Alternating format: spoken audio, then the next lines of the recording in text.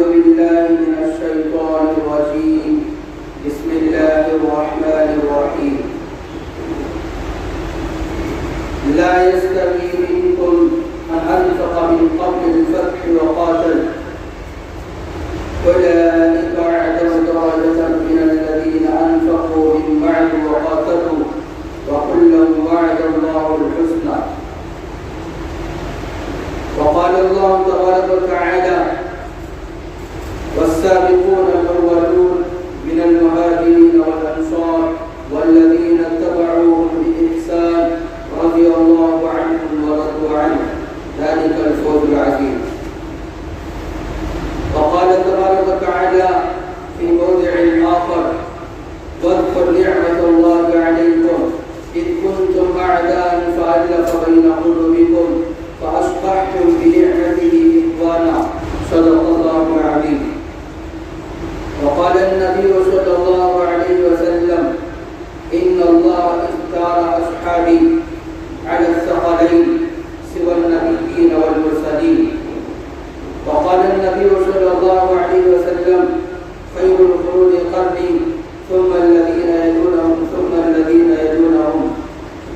وقال النبي صلى الله عليه وسلم الله الله في أصحابي لا تتخذوهم غرضا من بعدي غرضا فمن أحبهم فبحبه أحبهم ومن أبغضهم فببغضي أبغضهم. وقال النبي صلى الله عليه وسلم من أحب الله فليحبني ومن أحبني فليحب أصحابي ومن أحب أصحابي فليحب القرآن ومن أحب القرآن فليحب المساجد أو كما قال عليه الصلاة والسلام. رب اشرح لي صدري ويسر لي أمري رب اشرح لي صدري ويسر لي أمري رب اشرح لي صدري ويسر لي أمري. اللهم صل على سيدنا محمد وعلى آل محمد كما صليت على إبراهيم وعلى آل إبراهيم إنك حميد مجيد. اللهم بارك على محمد وعلى آل محمد كما باركت على إبراهيم وعلى آل إبراهيم إنك حميد مجيد. اللهم صل على سيدنا محمد في أول كلامنا اللهم صل على سيدنا محمد في أوسط كلامنا اللهم صل على سيدنا محمد في آخر كلامنا.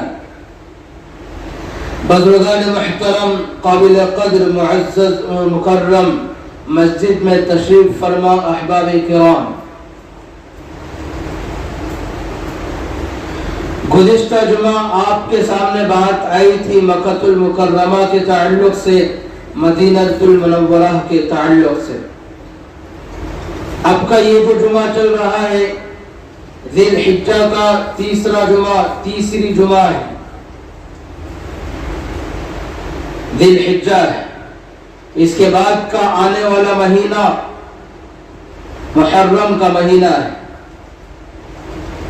آپ نے دیکھا، آپ نے سنا، آپ نے ملاحظہ کیا، آپ نے معلوم کیا کہ ذی الحجہ کا مہینہ یہ وہ مہینہ ہے جس مہینے کے اندر حضرت ابراہیم علی نبینا علیہ السلام نے اپنے لقت جگر نور نظر اپنے محبوب اور اقلوت فرزند کو ذبح کیا، اور ان کی ذبح کا واقعہ اور قصہ پیش آیا جس نے آسمان میں کھلبلی مچا دی تھی، فرشتوں کو پریشان کر دیا تھا، اور رہتی دنیا تک کے لیے اس واقعے کو ایک یادگار بنا دیا گیا. اور آئندہ جو آنے والا مہینہ ہے محرم کا مہینہ، اس مہینے کے اندر وہ مشہور و معروف قصہ اور واقعہ اور وہ سانحہ جو حضرت امام حسین ابن علی رضی اللہ عنہما جو کہ نواسۂ رسول تھے ان کے ساتھ پیش آیا تھا. اور ان دونوں کے درمیان میں ایک اور واقعہ ہے جو آپ معلوم کیے بغیر ایسے ہی گزر جاتے ہیں. جس واقعے کو سامنے رکھ کر اس دنیا میں کوئی کھلبلی نہیں مچائی جاتی، جس واقعے کو ہر خطیب جمعہ کے بیان میں بیان نہیں کرتا، جس واقعے کو بنیاد بنا کر لوگوں کے بدنوں میں بخار نہیں آتی، لوگوں کے بدن کا خون تیز نہیں ہوتا، وہ واقعہ کون سا واقعہ ہے؟ وہ واقعہ حضرت عثمان غنی رضی اللہ عنہ کا واقعہ اور قصہ ہے. حضرت حمزہ رضی اللہ عنہ میرے نبی کے چچا ہیں، جن کی شہادت کا واقعہ اور قصہ پیش آیا. حضرت عثمان غنی رضی اللہ عنہ خلیفہ ثالث تیسرے خلیفہ داماد رسول حضرت عثمان غنی رضی اللہ عنہ ہیں، اور آپ کی دو بیٹیوں کے شوہر ہیں، داماد رسول ہیں، ذی النورین ہیں. آپ کی شہادت کا سانحہ اس مہینے میں پیش آیا. آپ کی شہادت کا سانحہ یہ دونوں قربانیوں کے درمیان میں پیش آیا ہے. آپ اس طبقے سے تعلق رکھتے ہیں جو طبقہ، جو جماعت صحابہ کے نام سے مشہور ہے، جو طبقہ جماعت صحابہ کے نام سے موسوم ہے. یہ جماعت کون سی جماعت ہے؟ صحابہ کا گروہ کون سا گروہ ہے جس کو اللہ نے افضل بنایا، اعلیٰ بنایا، جنت کی بشارت دی؟ یہ وہ جماعت، یہ وہ طبقہ ہے. صحابہ کے بارے میں اللہ نے اعلان فرمایا والسابقون الاولون من المہاجرین والانصار والذین اتبعوهم بإحسان رضی اللہ عنہم ورضوا عنہ. صحابہ وہ صحابہ ہیں، صحابہ میں وہ صحابہ جنہوں نے پہلے اسلام قبول کیا، وہ صحابہ جنہوں نے بعد میں اسلام قبول کیا. کلا وعد اللہ الحسنى، اللہ نے ان دونوں طبقوں اور جماعتوں سے جنت کا وعدہ کیا ہے. ان کے تعلق سے اعلان فرما دیا کہ دونوں طبقے جنتی ہیں، صحابہ کا گروہ جنتی ہے. اور فرمایا وَاتَّبَعُوهُمْ بِإِحْسَانٍ، اور جو کوئی صحابہ کے نقش قدم پر چلے گا، جو کوئی صحابہ کی اتباع کرے گا، جو کوئی صحابہ کی نقالی کرے گا، صحابہ کے مشابہ بن کر زندگی گزارے گا، اللہ نے فرمایا کہ وہ بھی جنتی ہے. رضی اللہ عنہم، اللہ صحابہ سے بھی راضی، صحابہ کی اتباع کرنے والوں سے بھی راضی، صحابہ اور صحابہ کے متبعین، صحابہ کی اتباع اور پیروی کرنے والے، یہ بھی اللہ سے راضی اور اللہ ان سے راضی. رضی اللہ عنہ ورضوا عنہ. دوسری جگہ بیان فرمایا صحابہ میں سے وہ صحابہ جنہوں نے پہلے اسلام قبول کیا اور اللہ کے راستے میں انہوں نے اپنا مال خرچ کیا، اپنی جان خرچ کیا، اپنی زندگی کے اوقات لگائے اور اپنے بدن کی طاقت لگائی، اپنی صلاحیتوں کو لگایا. وہ لوگ اعلیٰ ہو گئے، افضل ہو گئے، بلند مرتبے پر پہنچ گئے ان لوگوں سے جنہوں نے فتح مکہ کے بعد میں خرچ کیا، فتح مکہ کے بعد میں محنتیں کی، فتح مکہ کے بعد میں قربانیاں دی، مصائب کو جھیلا. مگر ان دونوں کے لیے اللہ نے مجموعی طور پر جنت کا وعدہ فرما رکھا ہے، کامیابی کا وعدہ کر رکھا ہے. ایک دوسری جگہ ارشاد فرمایا وَاذْكُرْ نِعْمَةَ اللَّهِ عَلَيْكُمْ إِذْ كُنْتُمْ أَعْدَاءً فَأَلَّفَ بَيْنَ قُلُوبِكُمْ فَأَصْبَحْتُمْ بِنِعْمَتِهِ إِخْوَانًا. ذکر کیجیے ان کا. وَاذْكُرْ نِعْمَةَ اللَّهِ عَلَيْكُمْ، کہ اللہ نے تم لوگوں پر یہ نعمت کی، یہ فضل کیا، یہ انعام کیا، یہ احسان کیا کہ اللہ نے ایک دوسرے کو جوڑ دیا، ایک دوسرے سے جوڑ دیا، ہر ایک کے دل میں ایک دوسرے سے مودت اور محبت کو پیدا کر دیا، الفت کو پیدا کر دیا. وَاذْكُرْ نِعْمَةَ اللَّهِ عَلَيْكُمْ، اللہ کی اس نعمت کو یاد کیجئے جو نعمت اللہ نے تم پر کی ہے، جو احسان اللہ نے تم پر کیا ہے۔ اذ کنتم اعداء، اس وقت میں احسان کیا، اس وقت نے اپنی نعمت کو نازل کی جس وقت تم دونوں آپس میں ایک دوسرے کے دشمن تھے، جس وقت تم آپس میں ایک دوسرے سے ٹوٹے ہوئے تھے۔ فَأَلَّفَ بَيْنَ قُلُوبِكُمْ، پھر اللہ نے تمہارے درمیان میں، تمہارے دلوں میں الفت کو پیدا کر دیا۔ فَأَصْبَحْتُمْ بِنِعْمَتِهِ إِخْوَانًا، اللہ کے اس الفت کے پیدا کرنے کے نتیجے میں تم آپس میں بھائی بھائی بن گئے، بھائی بھائی بن کر بغلگیر ہو گئے۔ وَكُنْتُمْ عَلَى شَفَا حُفْرَةٍ مِّنَ النَّارِ، اور تم تھے اس وقت میں آگ کے کنارے پر، جہنم میں گرنے کے قریب تھے۔ فَأَنْقَذَكُمْ مِنْهَا، اللہ نے تم پر یہ انعام کیا، یہ فضل کیا، یہ احسان کیا کہ تم کو جہنم کی آگ میں گرنے سے بچا لیا۔ فَأَنْقَذَكُمْ مِنْهَا،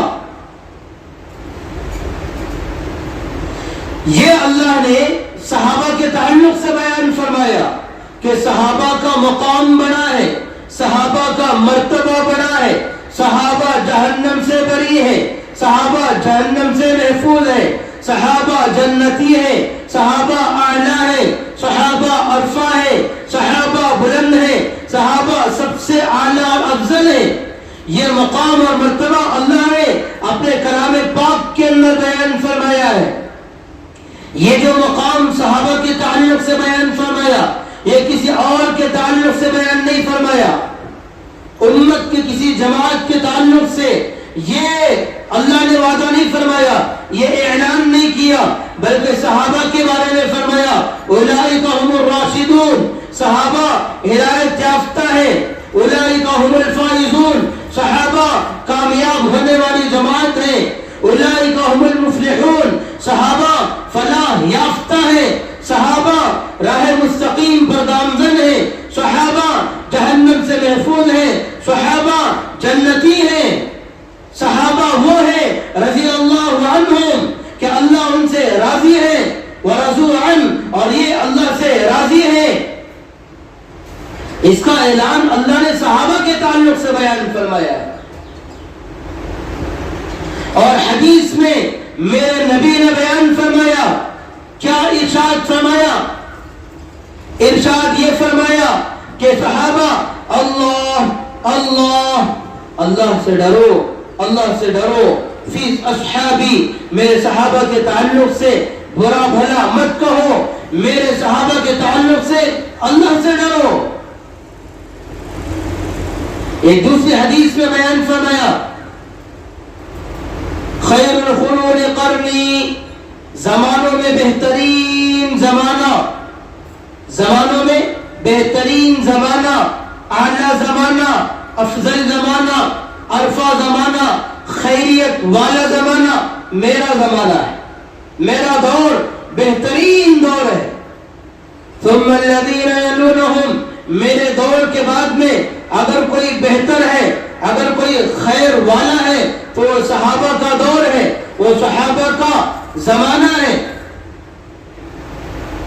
پھر راوی کہتے ہیں شاید اللہ کے نبی نے تیسرے زمانے کے بارے میں بھی فرمایا، تیسرا دور بھی بہترین دور ہے، بہترین زمانہ ہے۔ دو مرتبہ فرمایا خیر القرون قرنی، ثم الذین یلونہم، ثم الذین یلونہم، پھر اس کے بعد کا زمانہ، پھر اس کے بعد کا زمانہ، دو مرتبہ فرمایا یا تین مرتبہ فرمایا؟ تو معلوم یہ ہوا کہ صحابہ کا زمانہ خیریت والا زمانہ، فضیلت والا زمانہ، بہترین زمانہ۔ کیوں؟ اس لیے کہ صحابہ موجود ہے، اس لیے کہ صحابہ کا دور ہے، اس لیے کہ صحابہ کے اعمال ہے، اس لیے کہ صحابہ کا زمانہ ہے، اس لیے کہ صحابہ کی محنت ہے، صحابہ کا وجود ہے، اس لیے وہ زمانہ اعلیٰ ہے، افضل ہے، عرفہ ہے۔ کیوں؟ اس لیے کہ صحابہ نے نبوت کا زمانہ پایا ہے، اس لیے کہ صحابہ نے نبوت سے فیض پایا ہے، اس لیے کہ صحابہ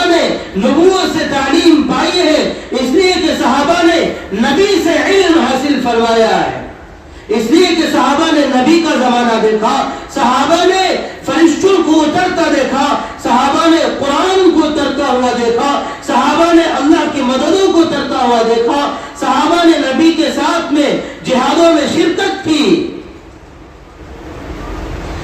اس لیے صحابہ کا زمانہ اعلیٰ زمانہ, عرفہ زمانہ, اونچا زمانہ, بلند زمانہ, فتنوں سے بری اور خالی زمانہ, بہترین خیریت والا زمانہ. خیر القرون قرنی ثم الذین یلونہم ثم الذین یلونہم.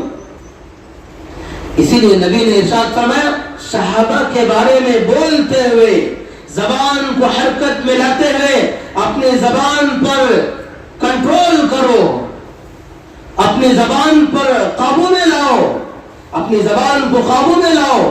اللہ اللہ فی اصحابی, میرے صحابہ کے بارے میں اللہ سے ڈرو, اللہ سے ڈرو. لا تتخذوهم غرضا من بعدی غرضا, میرے صحابہ پر طعن و تشنیع نہ کرو, میرے صحابہ پر اعتراض نہ کرو, میرے صحابہ پر زبان نہ چلاؤ, میرے صحابہ کے تعلق سے بدگمانی نہ کرو. فمن احبهم فبحبی احبهم, اس لیے کہ جو کوئی صحابہ سے محبت کرتا ہے تو وہ میری محبت کی وجہ سے صحابہ سے محبت کرتا ہے. ومن ابغضهم فببغضی ابغضهم, جو کوئی صحابہ سے نفرت کرتا ہے, صحابہ سے عداوت کرتا ہے, وہ میری عداوت کی وجہ سے, میرے سے نفرت اس کے دل میں موجود ہونے کی وجہ سے صحابہ سے نفرت و عداوت کرتا ہے, صحابہ سے بغض وہ کرتا ہے. اور آگے ارشاد فرمایا, من آذاہم فقد آذانی, جس نے صحابہ کو تکلیف پہنچائی فقد آذانی, اس نے مجھے تکلیف پہنچائی. ومن آذانی, جس نے مجھے تکلیف پہنچائی, یوشک ان یاخذہ, قریب ہے کہ اللہ اس کی گرفت کر لے, قریب ہے کہ اللہ اپنا عذاب اس پر مسلط کر دے. اور ایک دوسری حدیث میں اللہ کے نبی جناب محمد رسول اللہ صلی اللہ علیہ وسلم نے ارشاد فرمایا, جس کا دل یہ چاہتا ہو, جو یہ چاہتا ہو کہ وہ اللہ سے محبت کرنے والا بن جائے, اس کو چاہیے فَلْيُحِبُّنِي مَنْ حَبَّ اللَّهَ عَزَّ وَجَلَّ فَلْيُحِبُّنِي, جو کوئی اللہ سے محبت کرنا چاہتا ہو اس کو چاہیے وہ مجھ سے محبت کرے, وہ اللہ سے محبت کرنے والا بن جائے گا. وَمَنْ أَحَبَّنِي فَلْيُحِبَّ أَصْحَابِي, جو کوئی مجھ سے محبت کرنا چاہتا ہو وہ میرے صحابہ سے محبت کرنے والا بنے, میرے صحابہ سے محبت کرے. وَمَنْ أَحَبَّ أَصْحَابِي فَلْيُحِبَّ الْقُرْآنَ, جو کوئی صحابہ سے محبت کرنا چاہتا ہو اس کو چاہیے قرآن سے محبت کرے. وَمَنْ أَحَبَّ الْقُرْآنَ فَلْيُحِبَّ الْمَسَاجِدِ, جو کوئی قرآن سے محبت کرنا چاہتا ہو اس کو چاہیے کہ مسجد سے محبت کرنے والا بنے, مسجد سے محبت کرے, مسجد سے محبت کرے گا قرآن سے محبت کرنے والا بنے گا, قرآن سے محبت کرنے والا بنے گا, گویا کہ قرآن کی تلاوت کرنے والا بنے گا, قرآن کی تلاوت کرنے والا بنے گا, قرآن پر عمل کرنے والا بنے گا, اللہ سے ڈرنے والا بنے گا, نماز پڑھنے والا بنے گا. اور پھر اس طرح سے ہوتے ہوتے وہ صحابہ سے محبت کرنے والا بنے گا, جو صحابہ سے محبت کرنے والا بنے گا. صحابہ کی زندگی میں نبی کی زندگی نظر آئے گی, صحابہ کی زندگی میں نبی کی سنتیں نظر آئیں گی, صحابہ کی زندگی میں صحابہ کے چہرے میں نبی کا چہرہ نظر آئے گا, صحابہ کے کرتے میں نبی کا کرتا نظر آئے گا, صحابہ کے افعال اور اعمال میں نبی کے افعال و اعمال نظر آئیں گے, صحابہ کے حرکات اور سکانات میں نبی کے حرکات و سکانات نظر آئیں گے, صحابہ کی زندگی میں نبی کی محبت, نبی کا عشق نظر آئے گا, صحابہ کی زندگی میں نبی کی ذات پر فدا ہونا, نبی کی ذات پر قربان ہونا نظر آئے گا.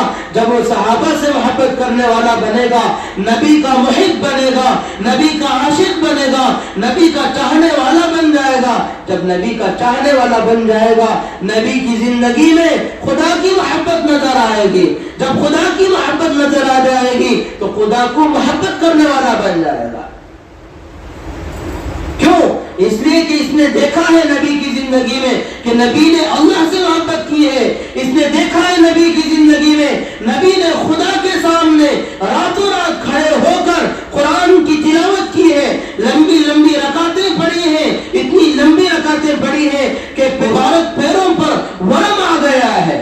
یہ خدا کی محبت کی دلیل ہے۔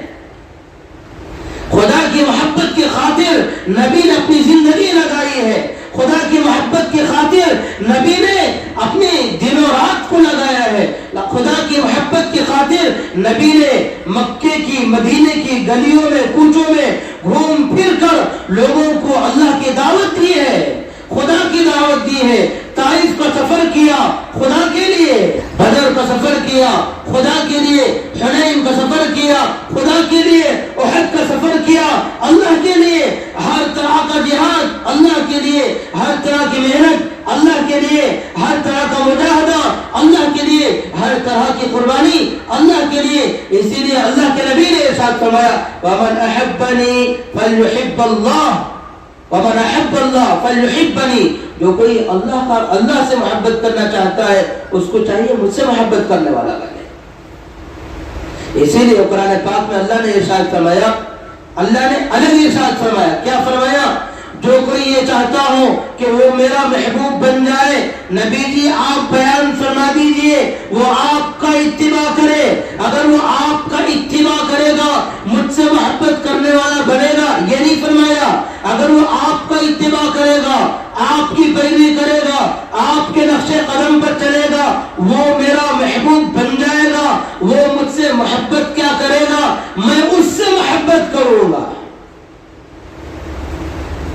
اللہ سے محبت کرنے والا وہ اول وہلے میں بن گیا ہوگا، مگر اللہ خود اس سے محبت کریں گے۔ کیوں؟ اس لیے کہ اس کی زندگی میں اعمال وہ ہے جو کہ میرے نبی کی زندگی میں ہے، اس شخصیت کی زندگی میں وہ اعمال ہے جو کہ اللہ کو محبوب ہے، اللہ کو پسند ہے۔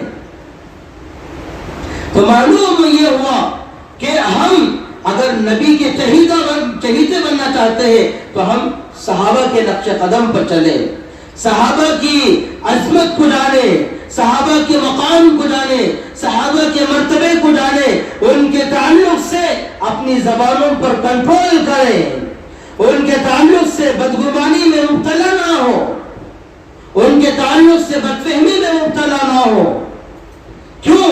اس لیے کہ ہمیں قرآن صحابہ سے ملا ہے، اس لیے کہ ہمیں حدیث صحابہ سے ملی ہے، اس لیے کہ ہمیں نبی کی زندگی، نبی کی سیرت صحابہ سے ملی ہے، اس لیے کہ ہمیں سارے کا سارا دین، ساری شریعت سب کا سب صحابہ سے ملا ہے۔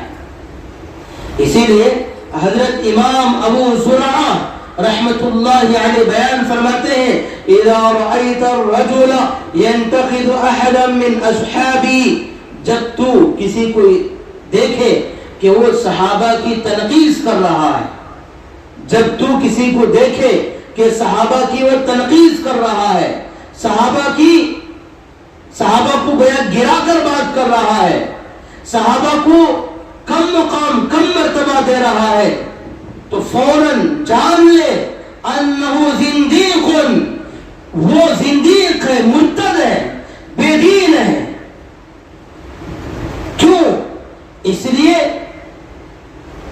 کہ قرآن جو ہمیں ملا صحابہ سے ملا، اس لیے کہ حدیث جو ہمیں ملی صحابہ سے ملی،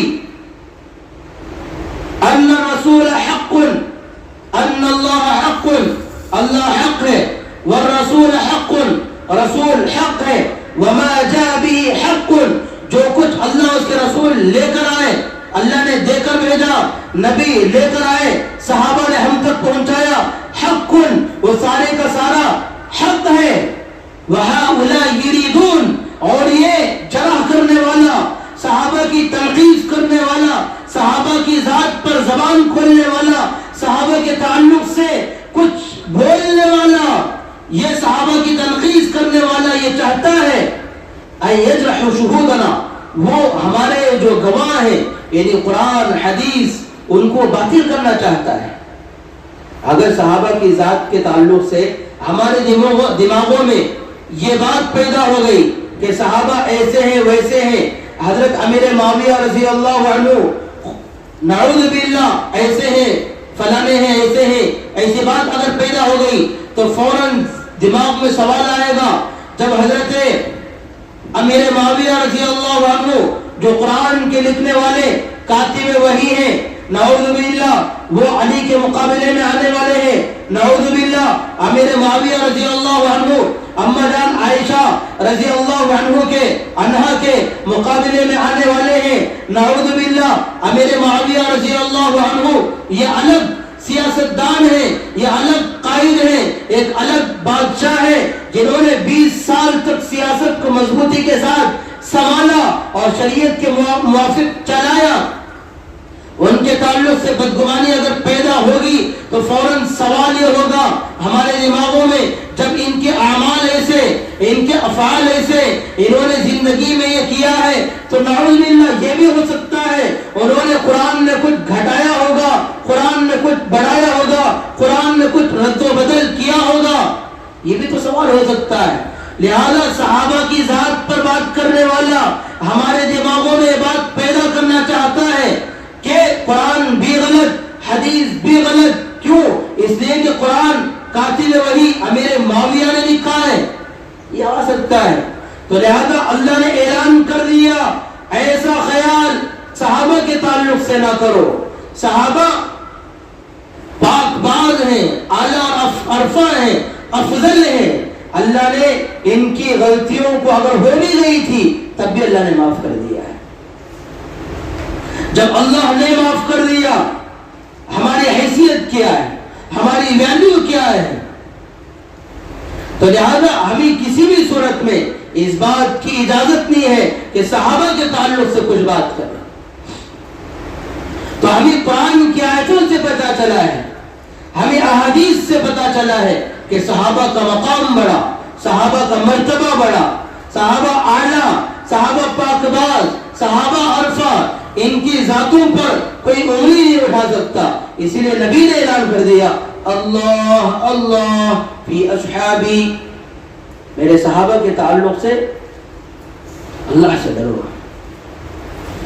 اور یہ نبی نے جو ارشاد فرمایا اپنی طرف سے نہیں ارشاد فرمایا، بلکہ نبی جو بھی بولتے تھے اللہ کی طرف سے بولتے تھے، اللہ کی وما ينطق عن الهوى ان هو الا وحی یوحى، جو کچھ بھی بولتے تھے اپنی طرف سے نہیں بولتے تھے، ان هو الا وحی یوحى، وہ وحی ہوتی تھی جو اللہ ان کی طرف کرتا تھا، پھر وہ بیان فرماتے تھے۔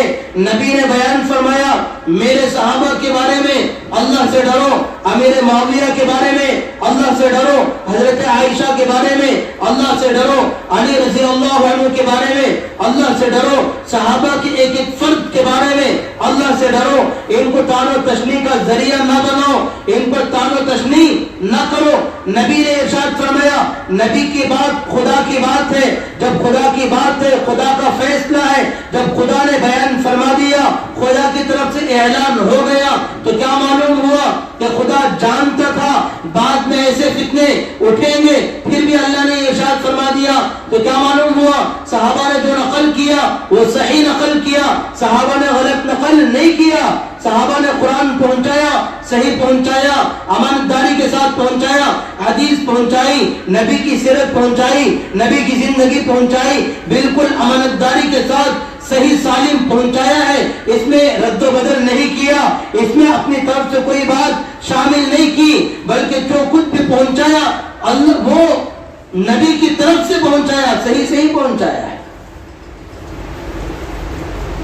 تو یہ وہ مہینہ ہے جس میں حضرت عثمان غنی رضی اللہ عنہ کا وہ سانحہ پیش آیا، وہ قصہ پیش آیا، شہادت کا قصہ، ان پر جو قاتلانہ حملہ ہوا اور مظلومانہ شہادت پیش آئی، وہ قصہ اسی مہینے میں پیش آیا ہے۔ اس کے تعلق سے کوئی تذکرہ نہیں ہوتا، اخبارات میں کوئی خبر نہیں چھپتی، اور ٹی وی پر کوئی بیان نہیں آتا، اور کوئی خطیب اپنی جمعہ میں خطاب نہیں کرتا، کوئی مقرر اپنے اسٹیج پر بیٹھ کر کوئی آواز نہیں لگاتا۔